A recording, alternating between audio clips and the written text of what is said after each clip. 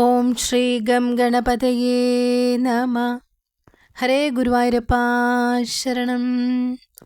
പാർത്ഥസാരഥീയത്തിലേക്ക് എല്ലാ സജ്ജനങ്ങളെയും സ്വാഗതം ചെയ്യുന്നു. ഉദ്ധവ ഉപദേശത്തിൽ ഭഗവാൻ പറയുന്ന യോഗസിദ്ധികളെക്കുറിച്ചറിയാം. കാതുകൊണ്ട് കേൾക്കാനും ത്വക്കിൽ സ്പർശിക്കുവാനും കണ്ണുകൊണ്ട് കാണുവാനും നാവുകൊണ്ട് സ്വാദറിയുവാനും മൂക്കുകൊണ്ട് വാസനിക്കുവാനുമുള്ള ശക്തിവിശേഷങ്ങളാണ് ജ്ഞാനേന്ദ്രിയങ്ങൾ. വാക്കിൽ സംസാരിക്കുവാനും കയ്യിൽ പ്രവർത്തിക്കുവാനും കാലിൽ നടക്കുവാനും പായുവിൽ വിസർജിക്കുവാനും ഉപസ്ഥത്തിൽ ആനന്ദിക്കുവാനുമുള്ള ശക്തികളാണ് കർമ്മേന്ദ്രിയങ്ങൾ. ആഗ്രഹമാണ് ജ്ഞാനേന്ദ്രിയങ്ങൾ പ്രവർത്തിപ്പിക്കുവാൻ കാരണം എന്നാണ് ഭഗവാൻ ഉദ്ധവഗീതയിൽ ഉദ്ധവരോടായി പറയുന്നത്. പ്രാണനാണ് കർമ്മേന്ദ്രിയങ്ങളെ പ്രവർത്തിപ്പിക്കുന്നത്. വൈരാഗ്യം കൊണ്ട് ജ്ഞാനേന്ദ്രിയങ്ങളെയും പ്രാണായാമം കൊണ്ട് കർമ്മേന്ദ്രിയങ്ങളെയും അടക്കി മനസ്സിനെ ആത്മാവിൽ നിശ്ചലമാക്കി ഉറപ്പിക്കുവാൻ ശ്രമിച്ചുകൊണ്ടിരിക്കുന്നൊരു യോഗിക്ക് പലവിധ യോഗസിദ്ധികളും അനുഭവപ്പെടുവാൻ തുടങ്ങും. ഇങ്ങനെ ഭഗവാൻ അരുളി ചെയ്തപ്പോൾ സിദ്ധികൾ എത്രയാണെന്നും അവയെ പ്രാപിക്കുവാനുള്ള യോഗാധാരണകൾ എന്തെല്ലാമാണെന്നും ഉദ്ധവർ ഭഗവാനോടായി ചോദിച്ചു. ഇതിന് ഭഗവാൻ മറുപടി പറയുന്നു. സിദ്ധികളും അവയെ സമ്പാദിക്കുവാനുമുള്ള യോഗധാരണകളും 18 പറയുന്നത്. യോഗത്തിലൂടെ ഈശ്വര സാക്ഷാത്കാരം സാധിച്ച മഹാത്മാക്കൾ പറയുന്നു, അവയിൽ 8 സിദ്ധികൾ ഈശ്വരനിൽ സ്വയം ഉള്ളവയും ഈശ്വരാനുഗ്രഹം കൊണ്ടുമാത്രം കിട്ടുന്നവയും ബാക്കിയുള്ള 10 ചിത്തത്തിൽ സത്വഗുണം വളരുമ്പോൾ ഉണ്ടാവുന്നവയുമാണ്.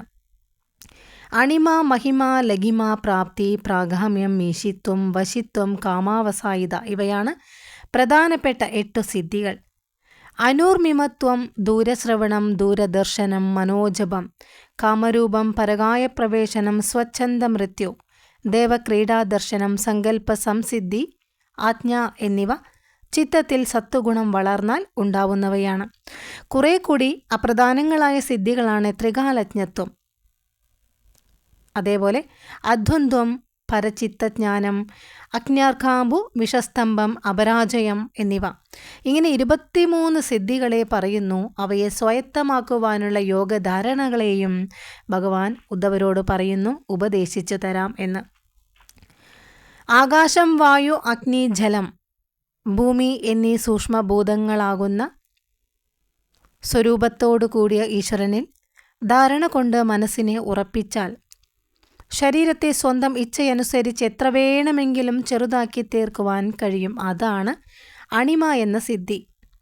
മഹത്തത്വമാകുന്ന ഭഗവത് സ്വരൂപത്തിലോ ആകാശാദി പഞ്ചഭൂതങ്ങൾ ഏതെങ്കിലും ഒന്നിലോ മനസ്സിനെ ഉറപ്പിക്കലാകുന്ന ധാരണ കൊണ്ട് ശരീരത്തെ വളരെ വലുതാക്കി തീർക്കുവാൻ സാധിക്കും.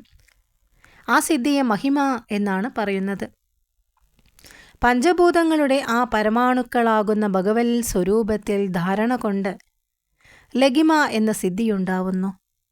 ശരീരത്തിൻ്റെ ഘനം വളരെ കുറയുക എന്നതാണ് ഇതിൻ്റെ പ്രയോജനം. സ്വാത്വികാഹങ്കാരത്തെ ഈശ്വരസ്വരൂപമായി ഉപാസിക്കുന്നൊരു യോഗിക്ക് താൻ ആഗ്രഹിക്കുന്ന ആരുടെ ഇന്ദ്രിയങ്ങളിൽ കൂടിയും കേൾക്കാനും സ്പർശിക്കാനും കാണാനും സ്വാദറിയുവാനും മണക്കുവാനും സാധിക്കും. പ്രാപ്തി എന്നാണ് ആ സിദ്ധിയുടെ പേര്. ജ്ഞാനശക്തി പ്രധാനമായ മഹത്വത്വത്തെയും ക്രിയാശക്തി പ്രധാനമായ സൂത്രാത്മാവിനെയും ഉപാധിയാക്കി സ്വീകരിച്ച് ഭഗവാനിൽ മനസ്സിനെ ദൃഢമായി ഉറപ്പിക്കുന്നതുകൊണ്ട് ഇഹപര ലോകങ്ങളിലെ ഏതു പദാർത്ഥത്തെയും പ്രാപിക്കുവാനും അനുഭവിക്കുവാനും കഴിയും. ഈ സിദ്ധിയെ പ്രാഗാമ്യം എന്നാണ് പറഞ്ഞു വരുന്നത്. സത്വം, രജസ്, തമസ് എന്നീ ഗുണങ്ങളുടെ സാമ്യാവസ്ഥയാകുന്ന മായയുടെ നിയന്താവും കാലസ്വരൂപനും സർവാന്തര്യാമിയുമായ ഭഗവാനിൽ മനസ്സിനെ ധാരണ ചെയ്യുന്നതുകൊണ്ട് എല്ലാ ശരീരങ്ങളെയും ജീവന്മാരെയും തൻ്റെ ഇഷ്ടപ്രകാരം പ്രവർത്തിപ്പിക്കുവാൻ കഴിയുന്ന ഈശിത്വം എന്ന സിദ്ധിയുണ്ടാകുന്നു. ഇനി ജാഗ്രത്, സ്വപ്ന, സുഷ്പുതികൾക്കതീതമായി വിളങ്ങുന്ന നാരായണനിൽ മനസ്സിനെ ഉറപ്പിക്കുന്നൊരു യോഗിക്ക് എല്ലാം സ്വാധീനമായി വരലാകുന്ന വശിത്വം എന്ന സിദ്ധി കൈവരുന്നു. നിർഗുണബ്രഹ്മത്തിൽ മനസ്സിനെ നിശ്ചലമാക്കി ഉറപ്പിക്കുമ്പോൾ പരമാനന്ദം അനുഭവപ്പെടുന്നു. അതോടുകൂടി എല്ലാ ആഗ്രഹങ്ങളും ഇല്ലാതെയായിത്തീരുന്നു. അതിനെയാണ് കാമാവസായിത എന്ന സിദ്ധി എന്ന് പറയുന്നത്. ഇനി വിശപ്പ്, ദാഹം, ശോകം, മോഹം, ജര, മൃത്യു എന്നിവയെയാണ് ഷഡോർമികളെന്ന് പറയുന്നത്.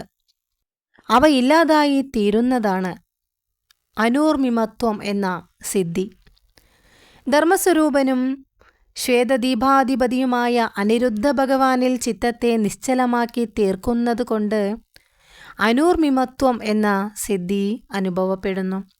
ആകാശാത്മാവായും സമഷ്ടിപ്രാണസ്വരൂപനുമായ ഭഗവാനിൽ മനസ്സിനെ ധാരണ ചെയ്തുകൊണ്ട് അനാഹതാനാദത്തെ ചിന്തിക്കുന്നൊരു യോഗിക്ക് ദൂരത്തിലുള്ള ശബ്ദങ്ങളെ കേൾക്കുവാൻ കഴിയും. അതിന് ദൂരശ്രവണമെന്ന് പറയുന്നു. ചക്ഷുരീന്ദ്രിയത്തിൽ സൂര്യനെയും സൂര്യനിൽ ചക്ഷുരീന്ദ്രിയത്തെയും യോജിപ്പിച്ച് സ്വന്തം കണ്ണിലും സൂര്യനിലും വിളങ്ങുന്ന ആ ഭഗവത് സ്വരൂപത്തെ ചിന്തിക്കുന്ന ഒരാൾക്ക്, ഒരു യോഗിക്ക്, പ്രപഞ്ചത്തിലെ സകല സൂക്ഷ്മ വസ്തുക്കളെയും കാണാറായിത്തീരലാകുന്ന ദൂരദർശനം എന്ന സിദ്ധിയുണ്ടാവുന്നു. മനസ്സിനെയും ശരീരത്തെയും പ്രാണവായുവിനോടുകൂടി ആത്മാവിൽ ദൃഢമായി ഉറപ്പിക്കുവാൻ കഴിഞ്ഞാൽ മനസ്സിൻ്റെ വേഗതയിൽ ശരീരവും താൻ ആഗ്രഹിക്കുന്ന ദിക്കിൽ എത്തിച്ചേരും. ഇത് മനോജവം എന്ന സിദ്ധിയാണ്. ആഭരണങ്ങൾക്ക് സ്വർണവും മൺപാത്രങ്ങൾക്ക് മണ്ണും എന്ന പോലെ എല്ലാ ശരീരങ്ങൾക്കും ഉപാദാന കാരണമായ ബ്രഹ്മത്തിൽ മനസ്സിനെ നിശ്ചലമായി ഉറപ്പിക്കുന്നത് കൊണ്ട് മനസ്സും എല്ലാത്തിനും ഉപാദാന കാരണമായി തീരും. അങ്ങനെയുള്ള മനസ്സുകൊണ്ട് ഏത് രൂപം സ്വീകരിക്കുവാൻ ആഗ്രഹിക്കുന്നുവോ ആ രൂപം എടുക്കുവാൻ കഴിയും. കാമരൂപം എന്ന സിദ്ധിയാണിത്. ഇനി താൻ ആഗ്രഹിക്കുന്ന മറ്റൊരു ശരീരത്തിൽ പ്രവേശിക്കുവാൻ കഴിയുന്നതിനെയാണ് പരകായ പ്രവേശനം എന്ന് പറയുന്നത്. ആ ശരീരത്തിൽ താനാകുന്ന ജീവൻ ഇരിക്കുന്നതായി ദൃഢമായി ധ്യാനിക്കുവാൻ കഴിഞ്ഞാൽ പ്രാണസ്വരൂപനായി തീർന്ന വണ്ട് ഒരു പൂവിൽ നിന്ന് മറ്റൊരു പൂവിലേക്കെന്ന പോലെ ഈ ശരീരത്തെ വിട്ട് ആ ദേഹത്തിൽ പ്രവേശിക്കുവാൻ സാധിക്കുന്നു. സിദ്ധാസനത്തിൽ നീണ്ടു നിവർന്നിരുന്ന് ഗുദദ്വാരത്തെ ഇടതുകാൽ മടമ്പുകൊണ്ട് അടച്ചുപിടിച്ച് പ്രാണനെ മൂലാധാരത്തിൽ നിന്ന് സൂക്ഷ്മനാഡിയിലൂടെ ഹൃദയം, മാറിടം, ഖണ്ഡം, ഭ്രൂമധ്യം എന്നീ സ്ഥാനങ്ങളിലേക്കുയർത്തി ശിരസിലെ ബ്രഹ്മരന്ധ്രം പിളർന്ന് ശരീരത്തെ ഉപേക്ഷിക്കുന്നതിനെയാണ് സ്വച്ഛന്ദ മൃത്യു എന്ന സിദ്ധി എന്ന് പറയുന്നത്. ദേവോദ്യാനങ്ങളിൽ പോയി വിഹരിക്കണമെന്നാണ് ആഗ്രഹം എങ്കിൽ ഭഗവാന്റെ ശുദ്ധ സത്വഗുണത്തെ ധ്യാനിക്കണം. എന്നാൽ സത്വഗുണത്തിൻ്റെ അംശസ്വരൂപിണികളായ ദേവസ്ത്രീകൾ വിമാനവുമായി വന്നുചേരും. സത്യസങ്കല്പനായ ആ ഭഗവാനെ നിരന്തരം ധ്യാനിക്കുന്നതിനാൽ ആ യോഗിയുടെ സങ്കല്പങ്ങളെല്ലാം സഫലമായി തീരുന്നു. അതിനെയാണ് സങ്കല്പ സംസിദ്ധി എന്ന് പറയുന്നത്. ഈശിത്വം, വശിത്വം എന്നീ സിദ്ധികളുടെ സ്വാമിയായ സാക്ഷാൽ ആ സർവേശ്വരനിൽ മനസ്സിനെ ധരിക്കുന്ന യോഗിയുടെ ആജ്ഞയെ ആർക്കും തന്നെ മറികടക്കുവാൻ കഴിയില്ല.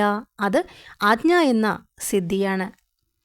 ഭഗവത് ഭക്തി പ്രഭാവത്താൽ സത്വഗുണപ്രധാനമായി തീർന്ന ബുദ്ധി കൊണ്ട് കഴിഞ്ഞ ജന്മങ്ങളിലെയും ഈ ജന്മത്തിലെ മരണസമയത്തെയും ഭാവി ജന്മങ്ങളെയും അറിയാരായി തീരും എന്നാണ് പറയുന്നത്. ഈ സിദ്ധിയെയാണ് ത്രികാലജ്ഞത്വം എന്ന് പറഞ്ഞു വരുന്നത്. പ്രകൃതിയുടെ ഗുണങ്ങളിൽ നിന്ന് അകന്ന് ഉദാസീനനായിരിക്കുന്ന ഈശ്വരനിൽ ധാരണ കൊണ്ട് മനസ്സിനെ ഉറപ്പിക്കുവാൻ കഴിഞ്ഞാൽ അദ്വന്ദ്വം എന്ന സിദ്ധി വശകമായി തീരുന്നു. ശീതോഷ്ണങ്ങൾ, സുഖദുഃഖങ്ങൾ മുതലായവ ബാധിക്കാതായി തീരലാണ് ഈ സിദ്ധി. എല്ലാവരുടെയും ഹൃദയത്തിൽ അന്തര്യാമിയായും ബുദ്ധിവൃത്തികളുടെ സാക്ഷിയായും വിളങ്ങുന്ന ആ ഈശ്വരനിൽ നമ്മുടെ മനസ്സിനെ ഉറപ്പിക്കലാകുന്ന അനുഷ്ഠാനം കൊണ്ട് പരചിത്തജ്ഞാനം ഉണ്ടാകുന്നു. യോഗാനുഷ്ഠാനത്താൽ മനസ്സ് പഞ്ചഭൂതങ്ങൾക്കും കാരണമായ ആത്മസ്വരൂപമായി തീരുന്നതിനാൽ യോഗിയുടെ ശരീരം ജലജീവികൾക്ക് ജലം കൊണ്ട് നാശം സംഭവിക്കാത്തതുപോലെ അഗ്നി, സൂര്യൻ, വിഷം, ജലം ഇവ കൊണ്ടൊന്നും തന്നെ നശിക്കാത്തതായി തീരുന്നു. അഗ്ന്യാർക്കാംബു വിഷസ്തംഭം എന്നാണ് ഈ സിദ്ധിക്ക് പേര്. ഇനി ശ്രീവത്സം, ശംഖ്, ചക്രം, ഗദ, വില്ല്, വാൾ, വെൺകൊറ്റക്കുട, കൊടിക്കൂറ, വെൺചാമരം എന്നിവയോടുകൂടിയ ആ ഭഗവത് സ്വരൂപത്തിൽ ധാരണ അഭ്യസിക്കുന്നവന് ഒരിക്കലും തന്നെ തോൽവി ഉണ്ടാവുന്നില്ല. ഇത് അപരാജയമെന്ന സിദ്ധിയാണ്. ഈ പറഞ്ഞ ധാരണകളിലൂടെ ഈശ്വരനാകുന്ന ആ ഭഗവാനെ ഉപാസിക്കുന്ന യോഗികൾക്ക് ഈ സിദ്ധികൾ അനുഭവപ്പെടുന്നു എന്ന് ഉദ്ധവരോടായി ഭഗവാൻ പറയുന്നു. ഇന്ദ്രിയങ്ങളെ ജയിച്ചും ലോകവ്യവഹാരത്തെ ഉപേക്ഷിച്ചും പ്രാണനെ അടക്കിയും ധാരണകളെ അഭ്യസിക്കുന്ന യോഗിക്ക് കിട്ടാത്ത സിദ്ധികൾ യാതൊന്നും തന്നെ ഇല്ല.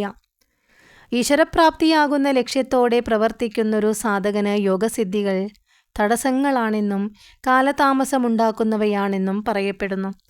ജന്മനാ തന്നെ ചിലർക്ക് ചില സിദ്ധികളുണ്ട്. ഔഷധസേവ, തപസ്, മന്ത്രജപം എന്നിവ കൊണ്ടും പല സിദ്ധികളും ഉണ്ടാവാറുണ്ട്.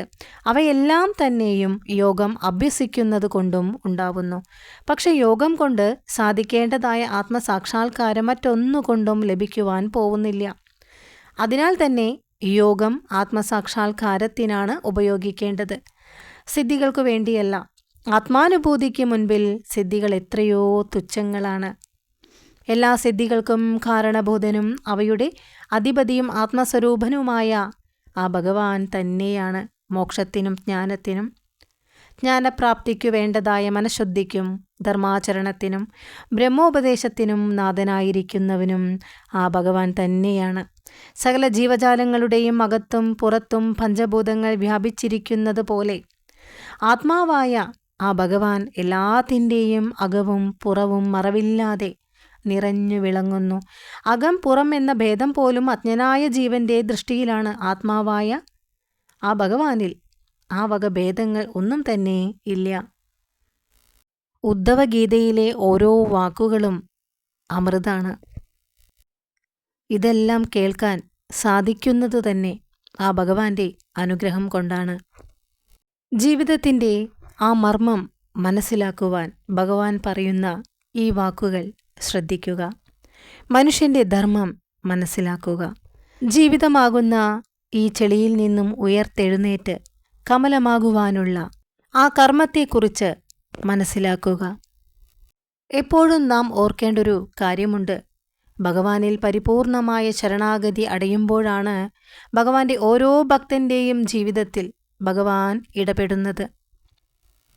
എല്ലാവർക്കും ആ സർവേശ്വരൻ്റെ അനുഗ്രഹമുണ്ടാവട്ടെ എന്ന് ആത്മാർത്ഥമായി പ്രാർത്ഥിച്ചുകൊണ്ട് ഹരേ ഗുരുവായൂരപ്പാ ശരണം.